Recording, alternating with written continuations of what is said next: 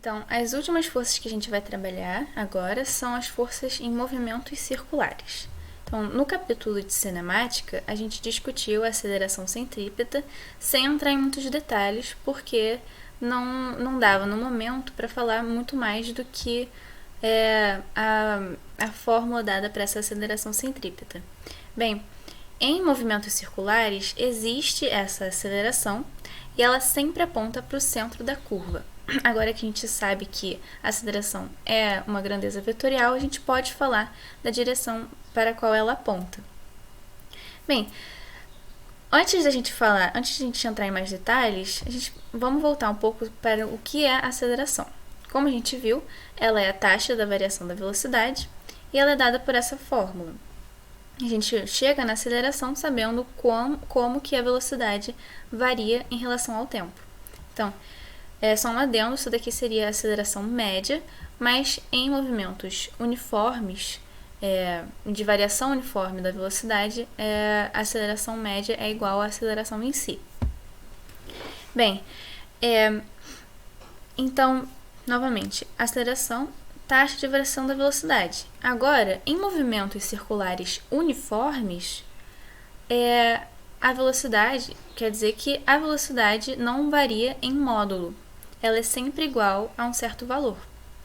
Então, como é que existe, em um movimento uniforme, como é que existe aceleração, já que ela não está variando, já que a velocidade não está variando? Acontece que a velocidade é um vetor.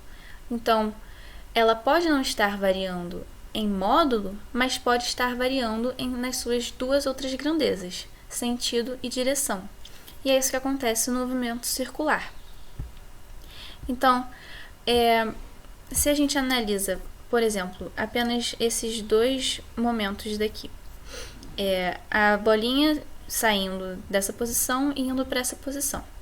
A velocidade aqui é v igual a v1, a velocidade é v1 nesse instante e nesse outro instante é v2. Vamos supor que essas velocidades têm o mesmo módulo, mas a gente consegue ver que a direção entre elas não é a mesma. Se a gente analisa mais de perto essas duas velocidades, eu só aumentei aqui um pouco, como é que a gente faz, voltando lá para a aula de vetor, como é que a gente faz para ver a variação entre dois vetores? Bem, a variação entre dois vetores é a subtração desses vetores. A gente viu como é que subtrai vetor. Então, a variação de qualquer grandeza por exemplo, velocidade seria a velocidade final menos a velocidade inicial. Nos instantes que a gente está analisando, a velocidade final seria a velocidade 2 e no instante inicial seria a velocidade 1. Então, a variação da velocidade seria dada por essa diferença. Pausem o vídeo e tentem achar qual seria esse vetor variação da velocidade. Ver se faz sentido eles ter essa direção daqui. Bem, a variação da velocidade seria dada por esse vetor azul e teria essa direção daqui.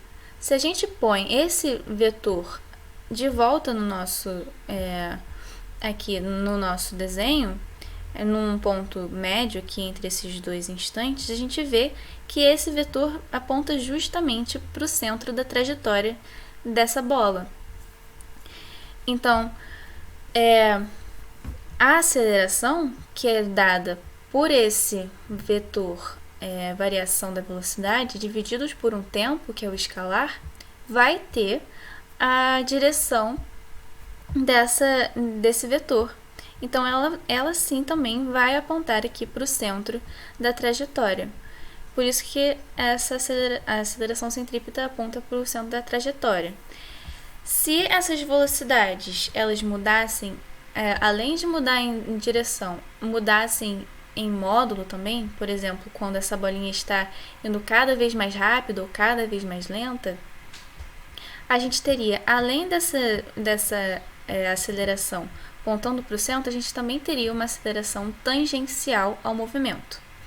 Então, é importante frisar que essas acelerações que são perpendiculares às velocidades, né, se a gente desenhasse aqui um vetor velocidade nesse instante, a gente teria que a velocidade e a aceleração seriam perpendiculares entre si. Agora, então, essa aceleração perpendicular à velocidade, ela é responsável por mudar a direção da velocidade, enquanto que as acelerações paralelas, que seriam tangenciais a esse movimento, né? Se ela é uma aceleração paralela à velocidade, ela representa uma variação no módulo da velocidade. Então, é possível ter uma aceleração composta por uma paralela ao movimento e perpendicular ao movimento também. Bem, a aceleração centrípeta, ela representa uma variação na direção do vetor velocidade, né? A aceleração, ela representa uma variação no módulo, sentido e ou direção do vetor velocidade. Então, não precisa ser apenas uma variação do módulo como a gente está acostumado. Pode ser também uma variação na direção do vetor velocidade, justamente por ele ser um vetor. Então, como discutido, essa aceleração centrípeta, ela é dada por um vetor que aponta para o centro e é perpendicular aqui à velocidade da bolinha, né? Se eu desenhasse aqui a velocidade, como eu fiz, a velocidade da bolinha nesse instante, a gente perceberia que a aceleração centrípeta e a velocidade são perpendiculares entre si. Bem, se a gente lembra, de novo, da segunda lei de Newton, F igual a ma. Ou seja, sempre em qualquer lugar que a gente tenha uma aceleração sobre um corpo, a gente tem uma força na mesma direção que essa aceleração. Então, onde a aceleração estava, eu posso escrever agora uma força centrípeta. Esse módulo, o módulo, né, poderia ser diferente ou igual, tudo depende da massa, mas eu só botei aqui o nome, que é a força centrípeta. A gente tem a aceleração centrípeta em movimentos circulares e está atrelada a ela uma força centrípeta, que é uma força que sempre aponta para o centro da trajetória. Se a gente lembra lá de 2 slides atrás, que a aceleração centrípeta é dada por essa expressão, a gente chega à expressão da força centrípeta, que é calculada dessa forma, né? mv ao quadrado sobre r, onde r é o raio da curvatura da trajetória descrita pelo corpo. Essa força centrípeta, ela está sempre presente em qualquer movimento circular, curvilíneo, e tem essa magnitude e está sempre apontando para o centro da trajetória. E ela pode ser pensada também como uma força resultante, assim como essa força daqui. Então, poderia ter aqui um fio, por exemplo, se a gente pensasse em uma pessoa rodando uma bolinha, teria um fio aqui e a gente teria a tração. Então, a gente poderia igualar a tração à força resultante que aponta para o centro da trajetória. Mas isso a gente vai trabalhar mais nos exercícios. Só saibam que a força centrípeta, ela está sempre presente em qualquer tipo de movimento circular. Esses aqui são alguns exemplos em que aparece a força centrípeta. Então, a gente consegue ver que em todos esses exemplos a gente tem uma trajetória curvilínea. Em todos eles, o objeto que está em movimento, sobre esse objeto aparece uma força centrípeta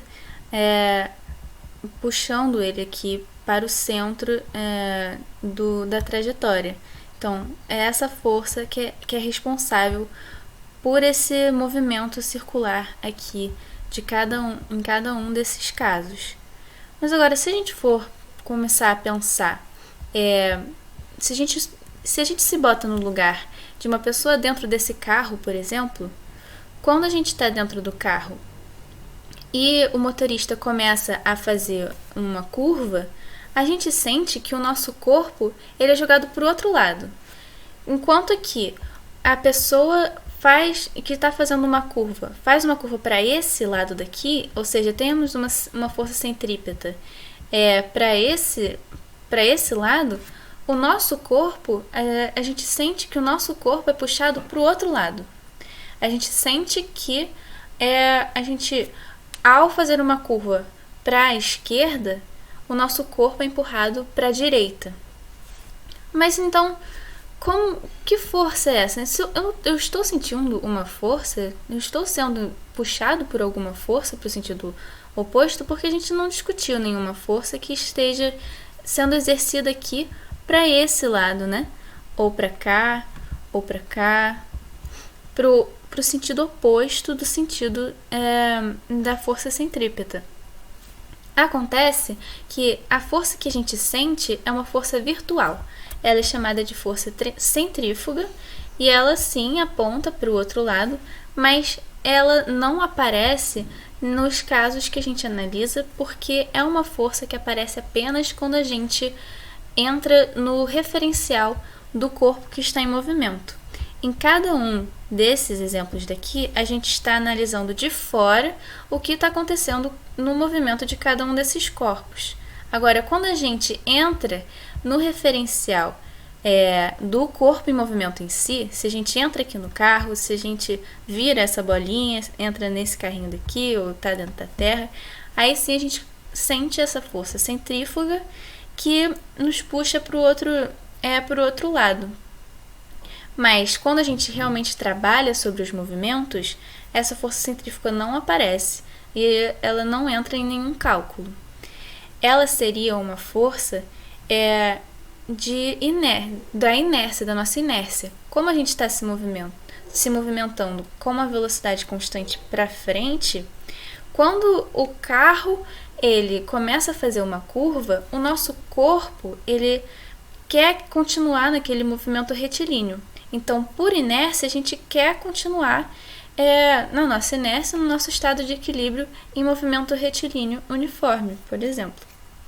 Por isso que quando a gente começa a ser puxado para o outro lado, quando o nosso movimento começa a ser modificado, a gente sente uma força porque o nosso corpo quer permanecer naquele estado de equilíbrio anterior. Por isso que a gente sente essa força centrífuga. Mas a gente não trabalha com essa força porque ela não aparece quando a gente está analisando de fora os movimentos de corpos em movimento curvilíneo. Bem, então, essa é uma força que a gente não vai trabalhar. Não precisa trabalhar, não precisa saber de muitas características dela. É apenas uma força que aparece quando a gente muda de referencial.